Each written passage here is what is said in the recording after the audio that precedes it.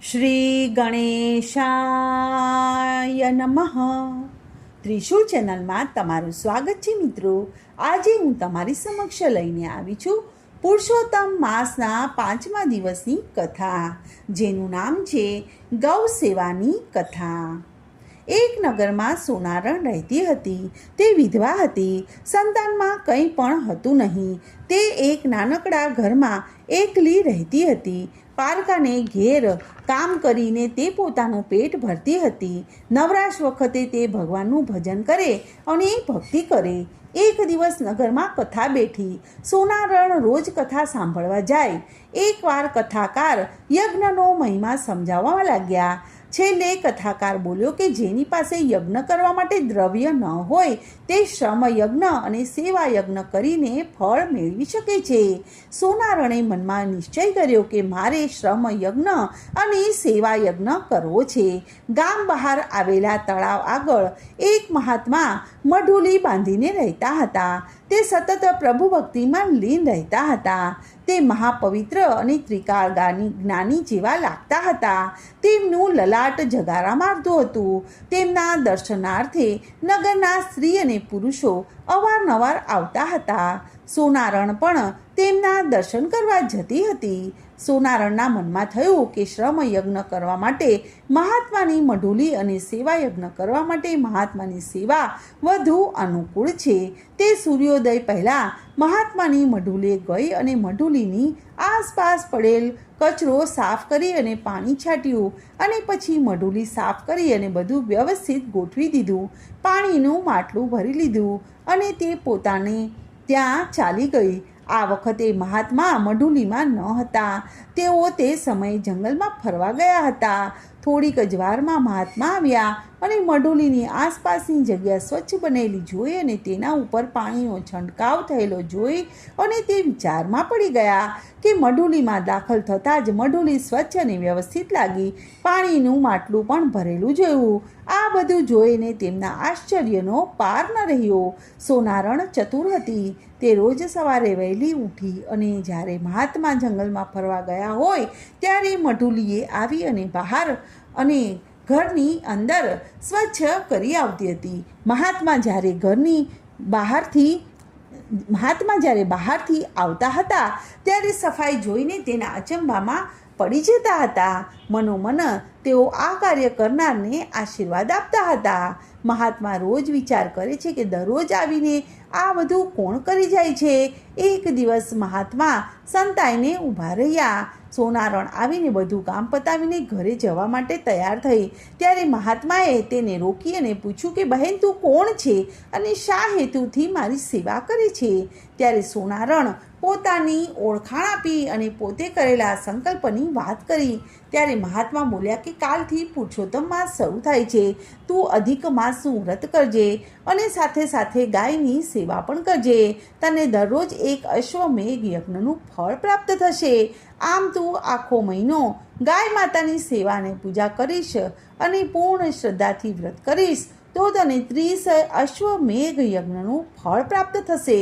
અધિક માસ શરૂ થતાં સોનારણે પૂર્ણ શ્રદ્ધા સાથે વ્રત શરૂ કર્યું. તે પ્રાંતઃકાળે નદીએ નહાવા માટે જવા લાગી. કાંઠા ગોરમાનું પૂજન કરે, કથા વાર્તા સાંભળે, ગાયને નવડાવે, તેને કપાળે ચાંદલો કરે અને તેને લીલું ઘાસ નાખે, એક ટાણું કરે અને પોતાની શક્તિ મુજબ બ્રાહ્મણોને દાન અને દક્ષિણા આપે. આમ પુરુષોત્તમ માસ પૂરો થયો. તેણે વ્રતનું ઉજવણું કર્યું અને પછી વિચાર કરવા લાગી કે મને 30 દિવસનું અશ્વમેઘ યજ્ઞનું ફળ મળ્યું હશે, પણ તેની ખાતરી શું? કુદરતનું કરવું એવું થયું કે નગરના રાજાનો કુંવર ગરમીના રોગથી પીડાતો હતો. આમ તો તે તંદુરસ્ત અને રૂપાળો હતો, પરંતુ આખા શરીરમાં દાહ ઉઠે એવી બળતરા થતી હતી. તેનાથી તેને ઘડીભર પણ ચેન પડતો ન હતો. રાજાએ તો મોટા મોટા વૈદ્યોને તેડાવ્યા, જાણીતા હકીમોને બોલાવ્યા, જોગી જતીને આમંત્ર્યા, ભૂવા ભરાડીને બોલાવી અને દોરા ધાગા કરાવ્યા, પીર અને ફકીરને બોલાવી અને તાવીજ કરાવ્યા. ઘણાય બધા અખતરા કર્યા, પરંતુ કુંવરના શરીરનો દાહ ઘટતો ન હતો. બળતરા સતત ચાલુ જ રહેતી હતી. એવામાં કોઈક સિદ્ધ પુરુષ રાજાના મહેલે આવ્યા અને રાજાએ પોતાના કુંવરને બતાવ્યો. ત્યારે સિદ્ધ પુરુષે કુંવરના કપાળની રેખાઓ જોઈને બોલ્યું કે રાજવી, તમારો કુંવર કોઈ દવાથી સારો થશે નહીં, મંત્ર તંત્રથી સારો થશે નહીં, પરંતુ જો કોઈ વ્યક્તિ તેને 5 અશ્વમેઘ યજ્ઞનું ફળ અર્પણ કરે તો કુંવરનો દાહ મટી જાય, કેમ કે તમારો કુંવર પૂર્વ ભવના શ્રાપને કારણે આ દાહના પીડા ભોગવી રહ્યો છે. સિદ્ધ પુરુષ તો રસ્તો દેખાડીને ચાલતા થયા. રાજાએ તરત જ પ્રધાનને બોલાવ્યા અને કહ્યું કે આખા નગરમાં ઢંઢેરો પીટાવો કે કોઈ પણ 5 અશ્વમેઘ યજ્ઞનું પુણ્ય કુંવરને અર્પણ કરી અને શરીરનો દાહ મટાડી જાય. જો કોઈ આ કાર્ય પાર પાડશે તેને રાજા તરફથી સારી એવી બક્ષિસ આપવામાં આવશે. 2 દિવસથી નગરમાં ઢંઢેરો પીટવામાં આવતો હતો, છતાં પણ કોઈ રાજા પાસે આવતું ન હતું. રાજા અને રાણી નિરાશામાં ડૂબી ગયા હતા. તેમને કંઈ પણ રસ્તો સૂઝતો ન હતો. ઉડતી ઉડતી આ વાત સોનારણને કાને પહોંચી. તેણે સાંભળ્યું કે જે કોઈ 5 અશ્વમેઘ યજ્ઞનું ફળ કુંવરને આપે તો તેનો દાહ શમી જાય. આ વાત સાંભળીને સોનારણને વિચાર આવ્યો કે પેલા મહાત્માની વાતની ખાતરી કરવાનો આ અવસર છે.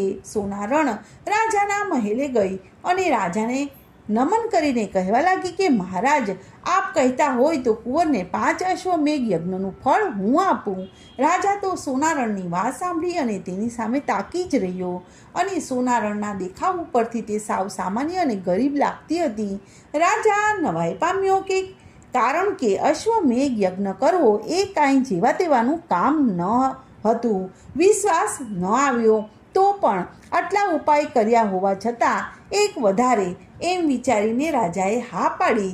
રાજાએ હા પાડી એટલે સોનારણે એક કળશિયો ભરી અને પાણી મંગાવ્યું. તેમાંથી અંજલિ ભરીને ચારે દિશામાં છાંટ્યું અને પછી તે પાણીની અંજલિ ભરીને પુરુષોત્તમ ભગવાનનું ધ્યાન ધર્યું કે હે પુરુષોત્તમ ભગવાન, તમારા વ્રતના પ્રતાપે સેવાનું ફળ મને 30 અશ્વમેઘ યજ્ઞ ફળ જેટલું મળ્યું હોય તો હું મારું 5 અશ્વમેઘ યજ્ઞનું ફળ આ કુંવરને આપું છું. તો કુંવરનો દાહ સમાવી લ્યો અને તેના શરીરને શીતળતા આપો. એટલી પ્રાર્થના પછી સોનારણે તે પાણી કુંવરના મુખમાં રેડ્યું. તે જ ક્ષણે કુંવરને બળતરા ઘટતી જતી લાગી અને થોડીક જ વારમાં તેના શરીરનો દાહ શમી ગયો. કુંવરને શરીરનો દાહ શમતા એકદમ આનંદથી કૂદકો મારી અને ઊભો થઈ ગયો અને સોનારણના પગમાં પડી ગયો. તેની આંખમાં હર્ષના આંસુ આવી ગયા. રાજા આ જોઈને અચંબામાં પડી ગયો. હજુ હમણાં જ કુંવર રડતો હતો અને તરફડતો હતો, કણસતો હતો. એ અત્યારે આનંદમાં છે અને ખુશીમાં છે. રાજા પણ સોનારણના પગમાં પડી ગયા અને પછી રાણી પણ તેના પગમાં પડી અને બોલી કે હે બહેન, તમારી ભક્તિ અને શ્રદ્ધાના બળે મારા કુંવરનો જીવ ઉગર્યો છે. તમે તમારા વ્રતનું ફળ અર્પણ કર્યું છે તે માટે અમે તમારો ઉપકાર જિંદગીભર નહીં ભૂલીએ. હવે તમને જે ઈચ્છા હોય તે તમે જરૂરથી માંગો. તમે જે માંગશો એ અમે તમને જરૂરથી અવશ્ય આપશું. ત્યારે સોનારણે કહ્યું કે હે રાજન, હે રાણીબા, પુરુષોત્તમ ભગવાનની કૃપા મારા ઉપર છે. ભગવાને જે પણ કાંઈ આપ્યું છે એનાથી મને સંતોષ છે. મારે કંઈ પણ જોઈતું નથી.